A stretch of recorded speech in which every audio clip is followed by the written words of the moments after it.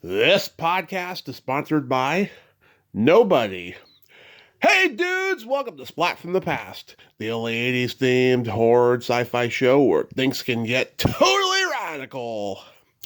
Now today I will be talking to the legendary Joel Thurm. Joel is a legendary casting director. He'll be my second one, by the way. I had John Frank Levy on a couple years ago. Joel was the casting director on the Rocky Horror Picture Show, celebrating its 50th anniversary. And he also was the casting director on Grease and Airplane, and he produced The Boy in the Plastic Bubble and It's My Party, and he has done all these amazing Zelig-like things. And he has a memoir out called, got it right here, it's called Sex, Drugs, and Pilot Season, Confessions of a Casting Director. And we're going to talk about a lot of the stuff today. Oh, and he also casted Taxi and stuff. You know, I want to see how he found Randall Carver. Even though Randall told me the story during his interview, I just wanted to mention Randall. And it's going to be a great talk today. We were supposed to do this last Monday, and we had some schedule miscommunications, but it's okay. We're going to do it today. Also, rest in peace, Samantha Eggar, the gorgeous, talented actress from such classic movies as The Collector, Dr. Dolittle, The Brood, Curtains, so many great movies. What a sad loss there.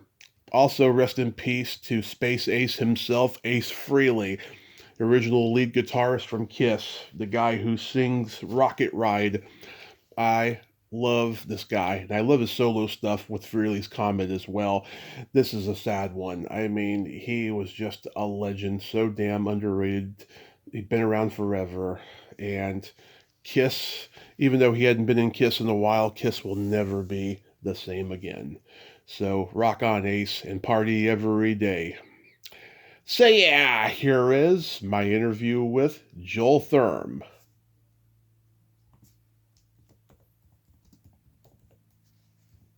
This is such a great honor. Thank you so much for coming on today. Well, thank you for asking. So, can you believe it's been 50 years since the Rocky Horror Picture Show? Well, actually, yeah, because everything I did was so far in the past that they all keep popping up. So, yes, I can believe it. Although I don't think I've changed any, but that's to be seen. Yeah. So you saw it on stage at the Roxy before the movie was even planned? I cast the actors in the version on stage at the Roxy. That's how I got involved with this. I cast the first U.S. company, which was at Lou Adler's nightclub, the Roxy. And that ran there for about 9 months, and then that company went to New York. And did you at the time think this is going to be the biggest musical of all time? Well, yes. Well, first of all, I wouldn't say it's the biggest musical of all time. I mean, that's, maybe one of the creators' mothers might have said that, but no, it's not. I mean, we have things like West Side Story, but Of course. We won't go there for a minute. But I had heard about Rocky Horror Show from very good friends of mine who lived in London. And I was visiting them, and whoever it was, they told me all about it. So I knew about it before it actually came to LA. So I was excited about it. So did I answer the question, or I hope I did. Well, I mean, like when you saw it, you were like, this is different. This is just pretty original. Like, this could be a big success. Oh, absolutely. No, I thought it was incredible. Oh, yeah. The fact that it already had gone from London to LA, to me, it already was a success. It just hadn't been a success here yet. But absolutely. Was Christopher Malcolm and Janet Weiss ever considered for the movie version? Oh, I have. First of all, I don't even know who they are. Did you say Christopher Waltz, that actor? Christopher Malcolm. Yeah, they did the original stage version. No. No. All I was responsible doing were the Americans. So I think we hit it out of the ballpark with Meatloaf, and Meatloaf was in the L.A. company. Then, of course, did the movie, but certainly we hit it out of the ballpark with him. How did you find Susan Sarandon? Oh, it wasn't a question of finding her. I knew Susan and her husband, Chris Sarandon, both socially and also with previous work we had done. So it wasn't a question of finding her. She not only found her, she was like on the cusp of true stardom at that point, which is why her agents did not want her to do Rocky Horror. They wanted to stay as far away from that as possible. So it wasn't finding. It was. I had already known way before. And I also knew just from watching various performances that she could go from virgin to slut in less than 30 seconds, which is perfect for Rocky Horror. I know she's very versatile and very talented. How about Barry Bostwick? Barry, I was both friends. Barry's manager, a guy named Bob Lamont, was my best friend. And he had a great group of clients, including people you may have heard of, like John Travolta, Patrick Swayze, Katherine Hellman, Holland Taylor. Yeah. All sort of top tier in their category. Also Jeff Conaway, so there are many more. But he represented half the people involved with Grease. Wow.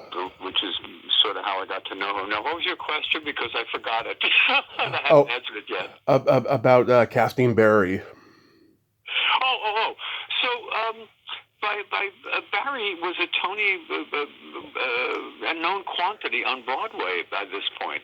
He had either won a Tony or was nominated for something called The Robber Bridegroom, and both things that he had done required, very strong singing ability.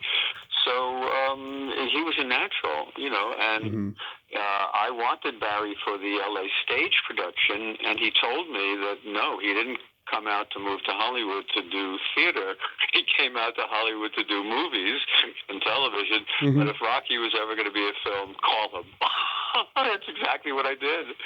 And fortunately, Jim Sharman, the director, knew his work. So he already, approved Barry just by mentioning his name. Oh, yes, he's sensational kind of thing. The only person who didn't know he was cast was Barry. Which ties into the Susan Sarandon audition, if you're going to get to that eventually. Yeah, Barry went to my high school, and he gave a speech at one of our graduations when I was there, and I met him at a convention. He's a very funny guy. Like, I told him I never got to beat the rival football team, and he said, "Tommy, you're a big disappointment." No, he's a wonderful person. I've known him for years and years. So he and Susan met in my apartment, and the fling didn't last all that long, but I knew it was in existence at the time we were casting. So Susan didn't want to go against her brand new and important agents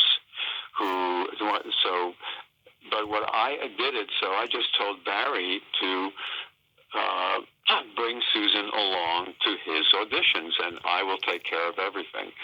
What Barry didn't know was that he already had the part. He thought he had to audition, which is a complete, which is not so. So Barry comes on stage, and I go up on stage to start reading with him. And about 2 lines into reading, I say, well, this is silly. Why are you reading with this, 30-year-old balding man? Susan, could you do me a favor and read, do my part with Barry?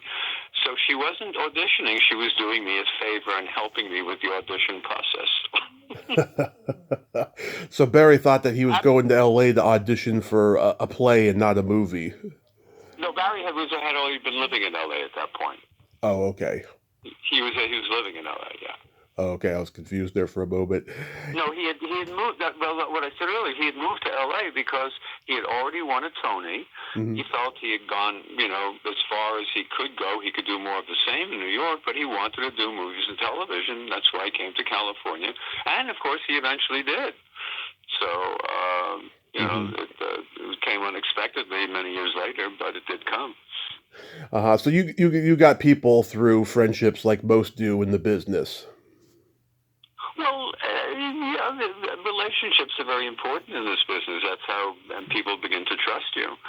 Right. So in this particular case, I was, it was more than relationships. I was really best friends with the people who represented him. So. Uh, Yeah, I interviewed Annabelle Leventon, who was the Transylvanian with the tuxedo and glasses, and I interviewed Rhea Ruggiero. She was Patricia Quinn's lips in the trailer of the movie. Jeff Canoe, of course, directed and edited the trailer and stuff. Yeah, everyone is just so overwhelmed with the success of this movie and the longevity of it. And film historians and critics have been guessing for decades what the moral of this story is supposed to be. And I think I finally figured out the message of the play in the movie is don't get married. I don't know. It's to me is don't dream it, be it. I mean, it couldn't be simpler. That's the message. that Don't dream it. Go out and do it. that could be it So, too. Yeah, that could be it too. But also, you well, got the that's mine. That's mine. But that doesn't. yeah. It's universal. That's just mine.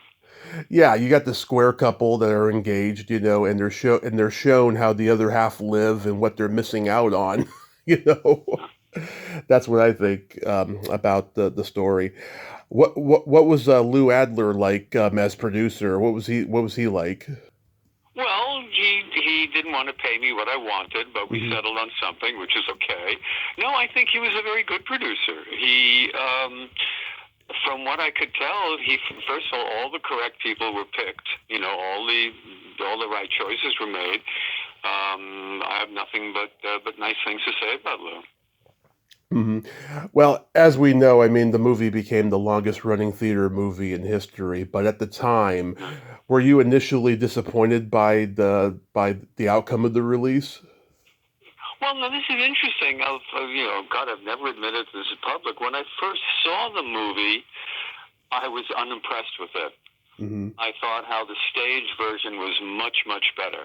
Uh-huh. There's something about Tim Curry's performance live as opposed to seeing him on film. But that was really not fair of me. I should have, if I had seen the movie first and never having seen the play, I think I would have loved it. Hmm. Without qualifications. Having seen the live, the play version many, many times, it was a little. I didn't think it was as good. So Uh-huh. I didn't think his entrance in the movie was up at the elevator was nearly as good as his live entrance. That was me being stupid. You couldn't possibly do. Well, you could. There was a way of doing what his live entrance was. He would walk down the center aisle of the theater, and his hair was layered with glitter. And with each step, or with each bump, actually, he would, do a headbanger to either the left or the right side. And that was his entrance. If you were sitting anywhere near the aisle, you were not going to get that glitter out of yourself for like months. Do you still feel that way about the movie? No, I've softened. I began to, see it for itself and judge it by itself, and I thought it was terrific. It was terrific. Yeah. What did you think of the sequel, Shock Treatment? I never saw Oh, really? it. It's a completely different film, but it's an interesting one. I do recommend it if you ever have the urge to see it. It's pretty. Is Tim Curry in it? No, it's Cliff DeYoung, Jessica Harper, Charmin's in it, and a few others that were in the original. Something you said, the first two people that you said, I don't have to see it. They're both terrific second-rate people. Okay. They are. Mhm. They're very good, but they ain't what the originals were. So I'm not going to see that. Yeah. Anyway, it's interesting. I joke about it. Do a funny joke. You said, "No, I'm sorry. I sequels. Like I didn't do Grease 2. Any stuff. I don't do sequels." I totally get it. A lot of people don't. So, moving along from Rocky Horror, I'm a huge Taxi fan, and Oh. I know Randall Carver and his wife Shelley Herman, who's a dear friend. Did you know Randall already when he was cast? No, I don't don't really remember. I probably had met him, just through general stuff. But Yeah. actually, we had a long audition process. So we cast it over a period of 6 months. So I'm not really sure exactly at what point I met Randall. Okay. Yeah, I mean, he's a great guy, and that was probably one of the best ensemble casts of like any 70s sitcom. I Well, mean, terrific, but his character was not nearly as rich as the characters written for the other people. mhm. Which is why his character was written out. It wasn't because of his performance or anything. It just was he was there because they thought they needed, a waspy guide for all these crazy New York types. You needed someone that the people who live between L.A. and California can identify with. That's why he was there. But it turned out that it wasn't so. Yeah. Did you ever go to any of those famous Paramount parties on the lot? Sure, I went to all of them. Yeah, I heard that Robin Williams and Andy Kaufman would show up and nobody knew what they were going to do. They were so unpredictable. Yeah, I don't associate them very much with seeing them at parties. I worked with Robin and saw him, the sort of day-to-day stuff, but I don't particularly, nothing at parties stands out except there being a lot of people, a lot of good food, and Paramount was making lots of bucks, and they would throw these big parties, which were fun. Oh, that's so awesome. It was such a smaller community back then, smaller world. There was no internet. It's completely different now, huh? Yeah, it is. Well, yeah, it's a the whole part way of interviewing actors now. You send film. They send little tape clips. Before you had to actually meet people, and I certainly would miss that if I had to start off today. And then you casted Grease, of course. Had you Yeah. seen the Broadway version of Grease? Well, I first saw it off Broadway. The off Broadway version ran for about, I don't know, maybe 6 months or so, Hmm. maybe a little longer. And then it was in a very large off Broadway theater, one of the larger ones, with like 300 seats. So I saw it there many times. I don't know, about at least 5 or 6 times. I don't think I ever saw it on Broadway itself. Huh. But that's okay. I got to see all of it before it went to Broadway, but it was the same show. It really was the same. But seeing it the Anderson is a big enough theater that it feels like a Broadway theater, but it's not. Right. And that's where it first played. And Travolta, you already knew because you had produced The Boy in the Plastic Bubble. Well, I produced The Boy in the Plastic Bubble, and as I said, his manager, Bob Lamond, was really my best friend. We would read scripts together. We were, we were buddies. So I knew all of his clients very well. And Travolta graduated high school at 17 and moved into the city and had Bob as a manager almost right away. And Olivia Newton-John, of course, she'd been an Australian singer, and she had done some weird, obscure, like sci-fi movie like years before. She didn't really have that much acting experience, did she? No. She, what do you call it? She had zero, except for that Australian movie, which she hated. She said she was awful and she was terrible, and she did not consider herself an actress, which is why she didn't jump at the offer to play the role. And she did one of the smartest things that's ever, and never, but the first person I know who asked for that, she asked for a screen test. The actor never asks for a screen test. It's always the studio or the network. So, but she wanted to make sure that she didn't, that she didn't come off foolishly. So I think she was brilliant, and of course she didn't. So you knew that. I knew that at the day we did the screen test. So that was no problem. Yeah, she's certainly charming in that movie. But by the way, I have to one thing I said earlier. She was absolutely huge internationally. I mean, not just a pop star. She was like certainly in the top 5 pop stars worldwide at that time. Mm-hmm. Absolutely. In other words, she had a lot to lose. You know, she could gain, but she had a lot to lose if it was terrible. Yeah, and this movie certainly made her bigger, made her much more Oh, bigger, absolutely. especially when And MTV her came. acting, by the way, was never as good in other movies as it was in Grease. I I mean, know. something was just absolutely so perfect that it was her best role. She was very good in other things too. I don't mean to negate them. Oh yeah, But she was never in anything again that was as successful as Grease. I know. I mean, she did that ensemble movie "Sordid Lives." That was pretty good. Yep, she's wonderful. She did another movie with Travolta called Two of a Kind, which was a good idea, badly executed, I think. Terrible. Any effort to bring them together has failed. Yeah. Yeah. It's just, and lightning strikes once. That's it. That's exactly what I was going to say. It never strikes twice. It's also the 45th anniversary of Airplane, and still holds up as one of the funniest comedies ever. Um, Now, you had casted Robert Hayes on Angie before that? Yes. Yeah. He's a sweet guy, a really sweet guy. The sweetest. I met him once at a convention too. Is it true that he got cast after Gregory Harrison turned it down? Well, I really don't remember. No, he got cast because we saw a number. But no, I don't think Gregory Harrison turned it down. I don't think Greg wanted to do any series at that time. I don't remember because he had done a series, so he had already banked that money, and then he would be doing TV movies of the week, starring in them, and he had a production company that was developing them. So I don't think he was looking for a series at that time. Or a movie, yeah, because he was doing Trapper John M.D., I believe, at the time.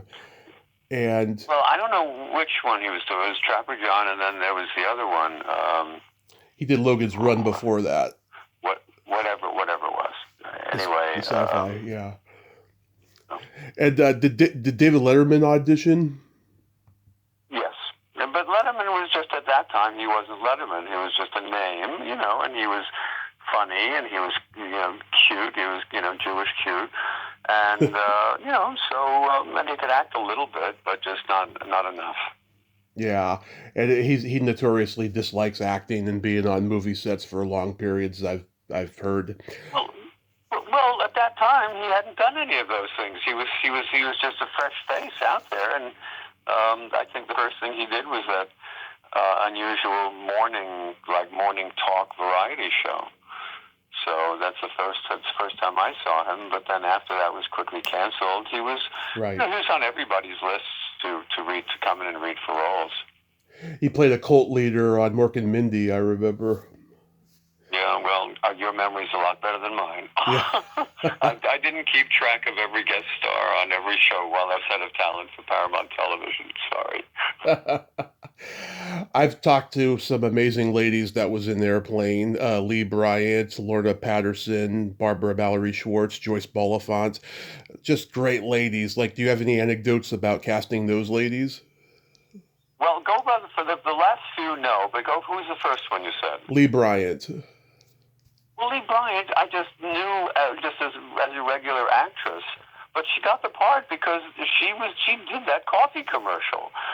It was like to me, it was a no-brainer. If you're gonna satirize the coffee commercial, use the person who did the commercial. So, and she was smart enough to go along with it, and of course, the guy who plays her husband. So that was very, very smart. Yeah, Lorna, she was... I knew she was an actress before Airplane, obviously. Of course. Lorna, she was under contract at Paramount. She was doing all the Paramount series and everything. No. I think it was Warner Brothers, because she did Private Benjamin. Oh, right. No, Lorna was someone who I found while casting something called Love Sydney. Okay. It's a long story, but and we still run into each other now and then. But she was was just wonderful and lovely. And what was your question? How she got it? She just, it was an audition, just plain and simple. Okay. And Joyce, she of course was on the Mary Tyler Moore Show. And didn't you cast that show? No, Oh. I cast Bob Newhart, not Mary. Oh, okay. I cast one. I did cast one episode of Mary, 1 or 2 episodes when the person who normally casts the show was on vacation, and that's how Georgia Engel got into that show. I had worked in summer stock with Georgia many, many, many years before, and there was a role on Mary for a date for for Ted Knight, the Ted Baxter character, and the character's name happened to be Georgette. And because it was named Georgette, I thought, wow, Georgia. I mean, literally, that's a coincidence. If the character had a different name, she wouldn't have been in that part. No, absolutely true when you think of it. The butterfly effect, I guess. I don't know who would have played that part. Yeah, but she's brilliantly funny with that little voice, and she's so smart, too. No, she's a very, very nice person. If she wasn't a Christian Science person, she would still be alive today, because she didn't go to a doctor when she got very sick. And that was that. Oh, Joyce? Moving along. Yep. Not Joyce. I know nothing really about Joyce Bulifant, really, except that she was, she was a West Coast character actress, who had done a lot in the '60s. Wow. I think the most brilliant piece of casting in Airplane is Steven Stucker. Well, that wasn't casting. I mean, I'd love to take credit for it, but he was part of Kentucky Fried Theater that was created by the Zuckers and Abrams. So he was brilliant, but I would love to take credit for it, but hey, that wasn't me. Okay, because, oh my God, he is so funny. Like, I don't know how much of what he said was on the page. I mean, he is just screamingly funny in both Airplane movies. Yeah, well, I didn't see the second one, but he, what do you call it? No, he was hysterical. I don't remember how much of that, but I'm sure, 90% of that was improv.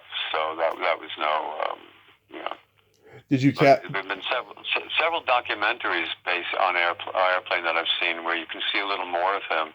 Mm-hmm. How he was part of the troupe of them, helping to get that theater and paint it and do carpentry work and all that sort of stuff. He was part of that. Did you cast James Hong? Well, yeah, but I don't think that's a brilliant job. But yes, like everybody that I cast. So, I'm sure. Yes, I'm positive Hong was my idea. Because that guy, I don't think they would have known him. Yeah, because that guy has over 200 credits. I'm sure he gets recognized just for that scene alone every day. It's so funny. He was one of there were for years and years. Only recently that Asians have begun to appear on television. Mm-hmm. There were no roles for Asians when I was casting. And at that time, you didn't, rarely did you say, well, can we go black with this? Could we do this? Yeah. But I remember usually there was when I cast Starsky and Hutch, there was usually one episode a year that involved a Chinatown or something. Right. So, no, there was virtually no work, but he was the go-to guy because, he was dependable, you knew what he could do, and the roles that he played were never huge. They were like, tons of roles, but they never had really good parts. I know he's certainly made up for it now in his 90s. He's good for him, yeah. He's such a great actor. Did you do casting for Altered States? Well, I did the West Coast casting for it, yes. But to me, that was incredible. The people who came in to read because of the people who were producing and writing, who written it and directing it, and those people were like gods. And I remember most of the auditions were on a Sunday. It was very quiet. But all the A-list stars who came in to read was like, whoa, this is wonderful. I'm having a great time. So, yeah. You didn't cast William Hurt? Well, casting directors don't cast. We bring in people to read. Bill Hurt was a New York actor. he was based out of New York. So he had out here was people like Tommy Lee Jones, and I forgot who else. He was the one that I remember outstanding. But no, I think Bill Hurt was. I'm almost 99% sure that he was in New York at the time. Okay. When you produced The Boy in the Plastic Bubble, another guest of mine was in it, PJ Souls. Any good Mm-hmm. stories about PJ? Well, no, just PG Souls is a wonderful, sort of a. I think the term at that time was like kooky. She had that kind of character, and she played that in a lot of sitcoms, and that was. I didn't really know much more than that, but she always delivered in that groove, that little groove that she had. Yeah, just she's utterly adorable, still is, even to this day Mm-hmm. and stuff. Good. You were a supervising producer on Elvira, Mistress of the Dark. Yes. Yes. And That's a great movie. I mean, I had a girlfriend who had a crush on Elvira, and we used to just watch that movie over and over again. It's really a cult classic now. So did you know Cassandra Peterson already and everything? Cassandra and I were good friends. As a matter of fact, at one point we both shared the same boyfriend. Oh yeah, So not at different times. At different times. yeah. But no, I knew her through a guy named Bob Redding. Bob Redding Hmm. designed the costume, the Elvira costume, and the hair. Hmm. I knew her through Bob. I don't exactly know when, but I know when. When I know the first time, there was a touring group called Mama's Boys, and it was Cassandra and about 5 or 6 guys. And it was both music and comedy, mostly comedy. And they played like small venues, but that was the first time that I saw her. Yeah, that was it. Yeah. Then we became very good friends. Um, and when I was at NBC and Brandon Tartikoff renegotiated his deal, he was my boss to stay on. Part of his deal was that NBC would finance features around the $10 million mark that Brandon would produce because he wanted to go into movies. And NBC was willing to bankroll these movies in order to keep him doing the television work. So he calls me. So one day he's in the office, or he calls me in. He says, "Look," he said, "Do you think your friend Elvira wants to do a feature film?" I said, "Are you kidding? She's circling the building and in makeup right now." And then when I called her, she said,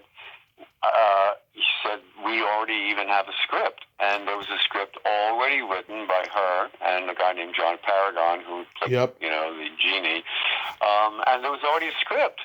So we read the script and thought, "Wow, it's all there." I mean, it needed a little tweaking, but I thought the script was good. I thought the movie turned out to be very good. I think about 75 to 80% of the jokes landed very well. But the problem was fucked up. It was released on Labor Day weekend Yeah. by a company that was going out of business. New World Television was going out of business. Hmm. Brandon Tartikoff, in his ridiculous loyalty to former employees, gave the distribution to New World because a former guy from NBC was the head of New World Movies at that time, Steve White. Nice guy. But what happened was New World was literally going bankrupt, and they dumped the movie on Labor Day weekend. How many people go to movies on Labor Day weekend? The ones that are not able to go to the beach or the lake or whatever. Yeah. Those are the ones. So no, it tanked, and it's a good movie. If it had opened, if they'd waited till, can you see opening? What do you call it? Like this time of year, pre-Halloween, they'd opened up. They just waited like a month and a half, whatever, but they didn't. And it's a really, really good movie, and I blame it solely on New World for it not becoming a huge hit. Yeah, that's a shame. Wasn't there at one point going to be like Lorne Michaels producing? I have no idea. Yeah, because I read her No, I don't book. think so. I don't think so. I think Brandon and Lauren were friends, so at some point they may have had a conversation about that, but I never knew anything about it, and I don't think he really liked her. I don't think Lauren liked her because or thought her character was whatever.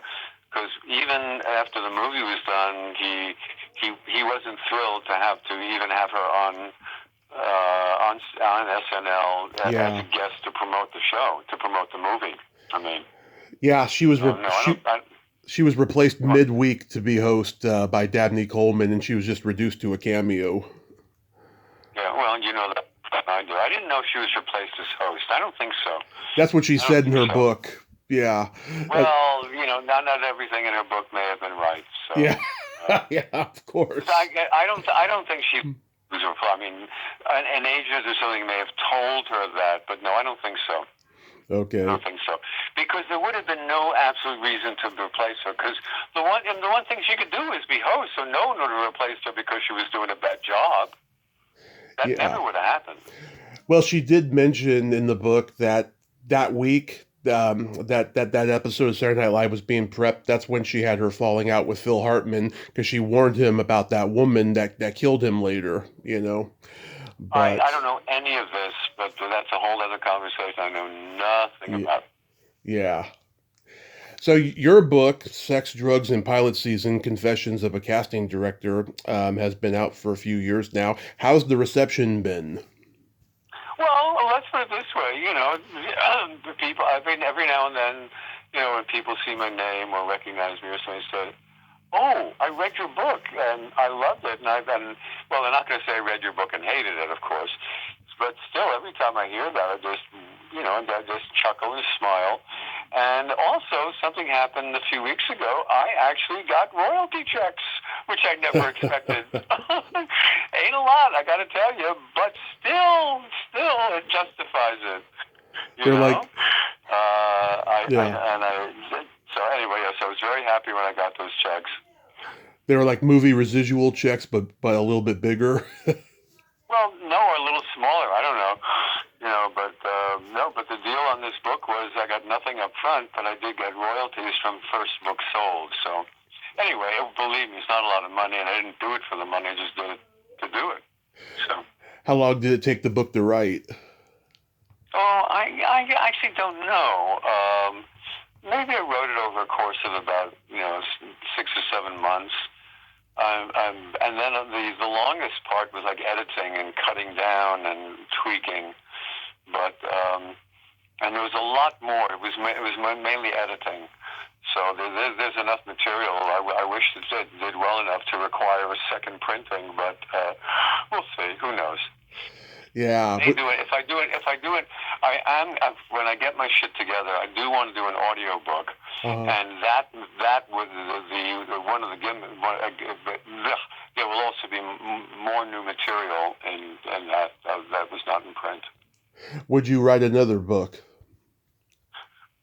I thought about it, and if I can come up with some good idea, yes. But so far, I haven't really sat down and tried. And you also do photography. Yep. Well, I just got a new printer and ready to start printing some more stuff that I shot over the last year. How long have you been into photography for? Well, since I was in high school, using my mother's not beta, Bellows camera, and this is in New York City Public High School in Brooklyn. There was a photography class, and we had a dark room, and I learned to develop my own and print my own, black and white, not color. Was photography always in the back of your mind in case show business didn't work out?